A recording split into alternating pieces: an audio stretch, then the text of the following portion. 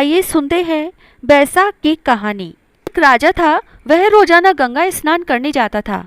उसके कोई पुत्र नहीं था। राजा बहुत दुखी रहता था। उसने बैसाख महीना स्नान, ध्यान, व्रत, उपवास, दान, धर्म तथा दया में व्यतीत किया। वह रोजाना गंगा मैया से कहता, हे गंगा मैया, मुझे एक बेटा दे दो। इसी आशा से उसने बैसाख स्नान किया था। वह रोजाना सुबह जल्दी स्नान करता था और सोचता था कि सबसे पहले गंगा स्नान मैंने किया है, लेकिन उसके आने से पहले ही पानी हिलता हुआ नजर आता था। तब उसे विचार आता कि नगरी में ऐसा कौन स्त्री पुरुष है जो मेरे से पहले ही स्नान कर जाता है। उसको ये ही उत्सुकता मन में रहती थी। उसने प्रण किया कि अगर कोई स्त्री होगी तो मैं उससे विवाह कर लूंगा। इसी सोच में वह एक दिन जल्दी उठकर गंगा स्नान के लिए गया। वहां जाकर उसने देखा कि एक बंदरिया स्नान करके पेड़ पर चढ़ गई। वह अचंभा करने लगा कि बंदरिया रोजाना गंगा स्नान करती है।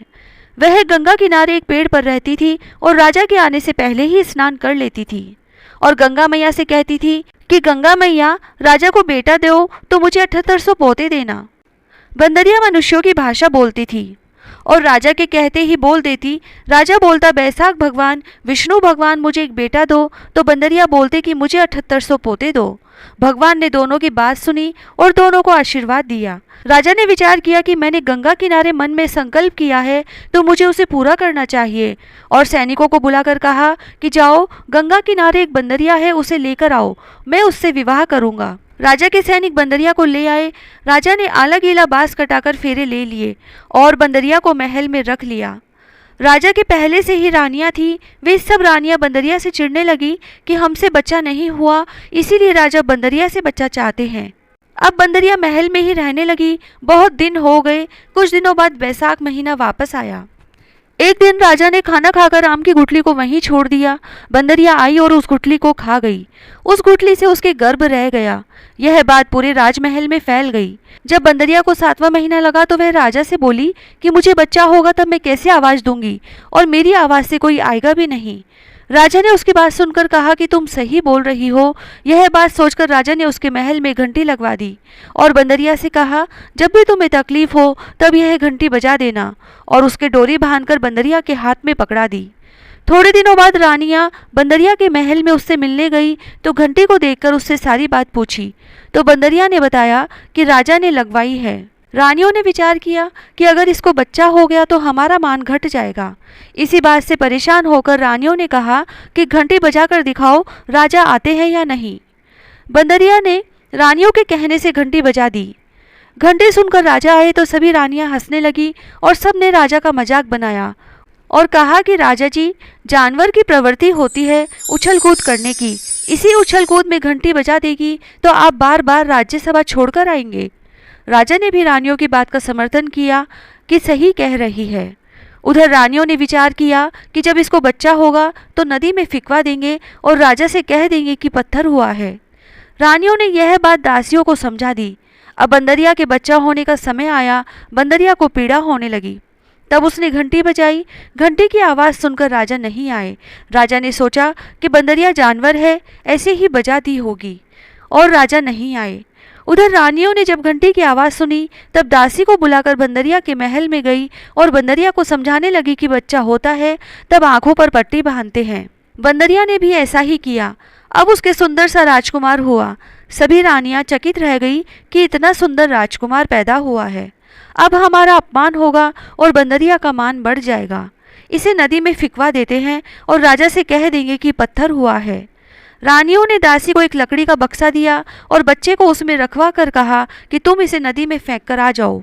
दासियों ने ऐसा ही किया और बंदरिया के पास पत्थर लाकर रख दिया और बंदरिया से कह दिया कि तेरे पत्थर हुआ है। बंदरिया बहुत दुखी हुई। उधर राजा को कहलवा दिया कि बंदरिया के पत्थर हुआ है। राजा बहुत दुखी हुए और विचार किया, जब रानियों के ही बच्चा नहीं हुआ तो जानवर के कहाँ से बेटा होगा। भगवान की इच्छा समझकर राजा ने मन में संतोष कर लिया। उधर एक दासी ने बक्सा ले जाकर मिट्टी की खान में रख दिया। उसको नदी में नहीं फेंका। मन में विचार किया कि मैं इस बच्चे को नदी में फेंककर पाप क्यों कमाऊं। मैं तो इसको रानियों के आदेश से यहाँ ले आई, अब इसको मारकर मुझे क्या मिलेगा। वह उसे रात के अंधेरे में वहीं रखकर आ गई और सोचा कि रात के अंधेरे में मुझे कोई नहीं देखेगा। सुबह जब सूरज की किरणें निकलती है तो कुम्हार घड़े बनाने के लिए मिट्टी लेने गया। वहां बक्से में से बालक के रोने की आवाज आई तो खोलकर देखा तो इतना सुंदर राजकुमार था। कुम्हार कुम्हारी बहुत खुश हुए क्योंकि उनके भी कोई संतान नहीं थी। उन्होंने सोचा भगवान से रोजाना प्रार्थना करते थे, आज तो भगवान ने सुन ही ली। बच्चे को लेकर घर आ गए। उधर रानियों ने दासी से पूछा कि बच्चे को बहा दिया क्या, तो दासी ने हाँ कर दी। इधर दिन प्रतिदिन बच्चा बड़ा होने लगा। थोड़े दिनों बाद बच्चा बड़ा हुआ तो बैसाख भगवान की कृपा से बच्चे को सब कुछ पता चल गया कि मैं किसी राजा का राजकुमार हूँ, इनका बच्चा नहीं हूँ। बच्चे ने अपने कुम्हार पिता से कहा कि मुझे मिट्टी के हाथी घोड़े बनाकर दो। कुम्हार ने बच्चे को हाथी घोड़े बनाकर दे दिए। बच्चा मिट्टी के हाथी घोड़े लेकर कुएं की पाल पर जाकर बैठ गया और वहां बैठा बैठा मिट्टी के हाथी घोड़ों से बात करने लगा और उनसे बोला, पियो पियो रे मिट्टी के हाथी घोड़े पानी पियो। तभी राजा की दासियां कुएं पर पानी भरने आई तो दासियों ने कहा कि कहीं मिट्टी के हाथी घोड़े भी पानी पीते हैं क्या। इस बात पर बच्चा खूब हंसा और कहने लगा कि कहीं राजा की रानी के भी पत्थर पैदा होते हैं क्या। यह सुनकर दासियां चकित रह गई कि ये बात बच्चे को कहाँ से पता लगी। वे दासियां महल में आई तो रानियों से सारी बात कह दी। रानियों ने सोचा कि यह बात राजा तक न पहुंच जाए। इसी चक्कर में रानियों ने राजा से शिकायत की कि कुम्हार का बच्चा कुएं पर दासियों को गाली दे रहा था, इसीलिए कुम्हार को देश निकाला दे दो। रानियों के कहने पर राजा ने हुक्म दिया कि कुम्हार को दूसरे गांव भेज दो। नौकर कुम्हार के पास गए और उसे गांव छोड़ने का आदेश दे दिया। कुम्हार बहुत गिड़गिड़ाया कि मेरा यहाँ पर अच्छा व्यापार चलता है, अगर मेरा व्यापार बंद हो गया तो गुजारा कैसे चलेगा। लेकिन राजा के हुक्म के आगे उसकी नहीं चली। वह गांव छोड़कर जंगल में चला गया। थोड़े दिनों बाद लड़का और बड़ा हो गया। अब तो सब जंगल में झोपड़ी बांधकर रहने लगे। आसपास बहुत सारे पेड़ पौधे लगा लिए। घर के बाहर छाया हो गई। अब कुम्हार का बेटा एक पेड़ के नीचे बहुत सारे करवे पानी से भरकर बैठ जाता और जो भी कोई उधर से निकलता उसको पानी पिला देता। कुछ दिनों बाद चैत्र का महीना आया। गांव की लड़कियां गणगौर बनाने के लिए मिट्टी लेने कुम्हार के घर गई। दिन में तेज धूप थी तो उनको प्यास लगी। सबने कहा हमें पानी पिला दो, लेकिन कुम्हार के लड़के ने कहा पानी एक ही शर्त पर पिला सकता हूँ कि तुम सब लड़कियां मेरे चारों तरफ परिक्रमा लगाओ। सब लड़कियां कुम्हार के बेटे के साथ साथ परिक्रमा लगाती गई और पानी पीती गई और मिट्टी के घड़े लेकर घर आ गई। घर आते ही सब लड़कियों की तबीयत खराब हो गई। तब वैद्य जी को बुलाकर नब्ज दिखवाई तो वैद्य जी ने कहा कि सब लड़कियां गर्भवती है। सबके घर वाले चकित रह गए। सबने लड़कियों से पूछा तो कुम्हार के बेटे की सारी बात बताई। सब गांव वाले परेशान हो गए और सब उस कुम्हार के लड़के के पास गए। उन्होंने सारी बात कुम्हार से बताई। इसने सब लड़कियों से 7-7 फेरे लगवा लिए। अब हम सब लड़कियों की शादी तुम्हारे बेटे से करेंगे। कुम्हार ने कहा कि मेरे पास तो रहने को घर नहीं है, मैं इतनी सारी बहुओं को कैसे रखूंगा। सब लोग वापस राजा जी के पास गए और राजा जी से शिकायत करी। कुम्हार के बेटे ने सभी लड़कियों से फेरे ले लिए और अब कुम्हार के पास बहुएं रखने को घर नहीं है। अब हमारी बेटियों से शादी कौन करेगा। ऐसे हाल में हम बेटियों को कहाँ भेजेंगे। राजा ने सभी की बात सुनी और खुद कुम्हार के घर गए और उसको कहा कि मैं सबके लिए घर बनवा देता हूँ, सबको बहू बनाकर ले आओ। कुम्हार व राजकुमार राजी हो गए और हाँ भर दी। अब राजा ने जंगल में शहर बसा दिया, बहुत सारे घर बनाकर दिए और सबने अपनी बेटियों का विवाह धूमधाम से किया। थोड़े समय बाद कुम्हार की सभी बहुओं को बेटे हुए।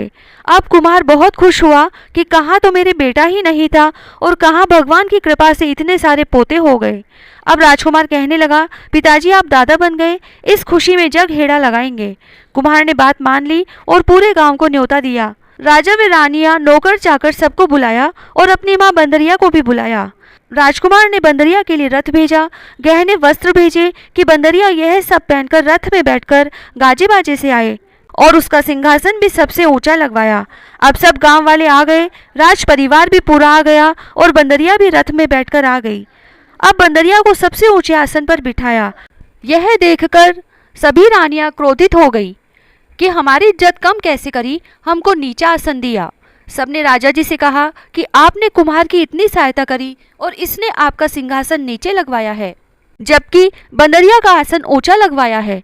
राजा जी बोले, थोड़ी देर में बात करते हैं, पहले सबको भोजन कर लेने दो।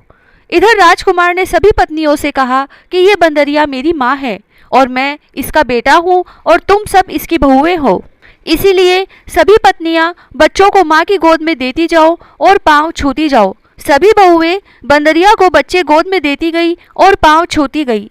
यह सारा दृश्य सभी गांव वाले देखते रहे। राजा जी व उनका सारा परिवार भी देखते रहे। यह सब देखकर राजा जी को अचंभा हुआ और उसने राजकुमार को बुलाकर पूछा कि ये क्या हो रहा है। राजकुमार ने सभी रानियों व दासियों को बुलाकर कहा कि ये मेरी माँ है और आप मेरे पिता हैं और ये सब आपके पोते हैं। राजा ने पूछा कि यह कैसे हो सकता है। तब राजकुमार ने दासी का हाथ पकड़कर कहा कि सच बताओ। तब दासी ने डर के मारे सारी बात बताई कि बंदरिया के बेटा हुआ था और मुझे रानियों ने कहा कि इसको नदी में फेंक आओ, लेकिन मैंने इस कार्य को पाप समझकर इसे कुम्हार की खान में छोड़ दिया। ये वही राजकुमार है महाराज जो बंदरिया से हुआ था और आपको झूठ कहा था कि बंदरिया के पत्थर हुआ है। राजा जी बहुत खुश हुए और वे सभी बहुओं और पोतों को महल में ले गए तथा उन रानियों और दासियों को देश निकाला दे दिया। राजा जी ने बंदरिया से कहा कि मैंने तो बैसाख महीने में भगवान से एक बेटा मांगा था और भगवान ने इतने सारे पोते दे दिए। यह सुनकर बंदरिया बोली कि महाराज, आप जब सुबह स्नान करने आते थे तब कहते थे कि मुझे बेटा देना, और मैं कहती थी कि भगवान राजा को एक बेटा देना और मुझे 7800 पोते देना। मैं नहीं जानती थी कि मैं क्या बोल रही हूँ। मेरी तो जानवर प्रवृत्ति थी, लेकिन बैसाख भगवान ने मेरी अनजाने में कही हुई बात भी सच कर दी। राजा जी अपने बेटे, बहुओं व पोतों से बहुत खुश हुए। हे बैसाख भगवान, राजा जी की इच्छा पूरी करी वैसी सबकी करना। कहता ने सुनता ने हुकारा भरता ने अपने सारा परिवार की मनोकामना पूरी करना। बिंदाईक जी की कहानी। एक लड़का था, कोई काम नहीं करता। उसकी माँ हमेशा उसको डांटती थी कि बेटा कोई तो काम करा कर, लेकिन वो तो गणेश जी को सुमरता रहता था, कोई काम नहीं करता था। एक दिन माँ ने उसको घर से निकाल दिया तो वह गणेश जी का नाम लेकर चला गया। चलते चलते दूर जंगल में निकल गया और गणेश जी को सुमरता रहा। गणेश जी ने सोचा कि यह तो मेरे नाम से निकला है, जंगल में इसे बाघ वगैरह खा जाएंगे।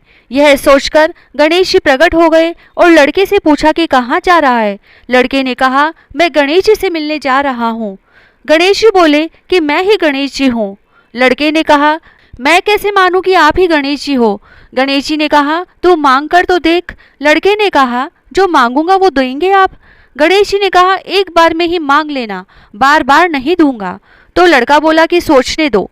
लड़के ने सोचकर मांगा, ढोलो हींग राज को, पूछो गजराज को, दाल भात गेहुआ का फलका, ऊपर ढपसो खांड को, पुरसन वाली ऐसी मांगू जाने फूल गुलाब को। बिंदाईक जी बोले, तूने तो बहुत सारा मांग लिया, पर जा तेरे ऐसा ही हो जाएगा, अब तू घर चला जा। बिंदाईक जी अंतर्ध्यान हो गए और लड़का अपने घर आया तो देखा कि झोपड़ी का महल बन गया और पीढ़े पर छोटी सी बहू बैठी थी। घर में बहुत सारा धन हो गया। आकर अपनी माँ से बोला, माँ, बिंदाईक जी ने बहुत सारा धन दे दिया। तो माँ बहुत खुश हो गई। हे बिंदाईक जी महाराज, जैसा उस बच्चे को दिया वैसा सबको देना। कहता न सुनता न हुकारा भरता न अपने सारे परिवार की रक्षा करना। जय श्री राधे।